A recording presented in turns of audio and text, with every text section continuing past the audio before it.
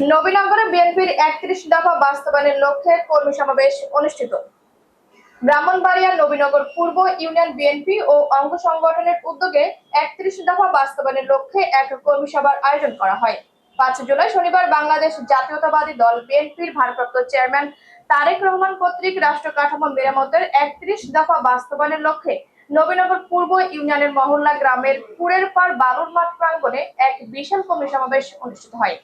পূর্ব union পরিষদের chairman উপজেলা বিএনপির সহসভাপতি মোহাম্মদ হেলাল উদ্দিনের সভাপতিত্বে নবীনগর পৌর বিএনপির সিনিয়র সহসভাপতি হাসিবুল হাদিস শাহিনের সঞ্চালনায় প্রধান অতিথি হিসেবে উপস্থিত ছিলেন ব্রাহ্মণবাড়িয়া জেলা বিএনপির সাবেক আহ্বায়ক, নবীনগর উপজেলা বিএনপির সভাপতি অ্যাডভোকেট এম.এ. মান্নান। প্রধান অতিথি তার বক্তব্যে বলেন, আমি দুর্দিনে বিএনপির হাল ধরেছি, আশা রাখি দল আমাকে মূল্যায়ন করবেন, আপনারা আমার জন্য দোয়া করবেন। এছাড়াও কর্মী সমাবেশে বিশেষ অতিথি হিসেবে বক্তব্য রাখেন ব্রাহ্মণবাড়িয়া জেলা বিএনপির সদস্য মাসুদুল ইসলাম মাসুদ, উপজেলা বিএনপির সহসভাপতি ইবনুল হাসান সবুজ, উপজেলা বিএনপির সাংগঠনিক সম্পাদক আশরাফুল হোসেন রাজু, উপজেলা বিএনপির সাংগঠনিক সম্পাদক দেলোয়ার হোসেন সোহেল, পৌর বিএনপির সাংগঠনিক সম্পাদক শুকুর খান, উপজেলা যুব দলের সিনিয়র সহসভাপতি সাবেক ছাত্রনেতা আসাদুজ্জামান দুলাল,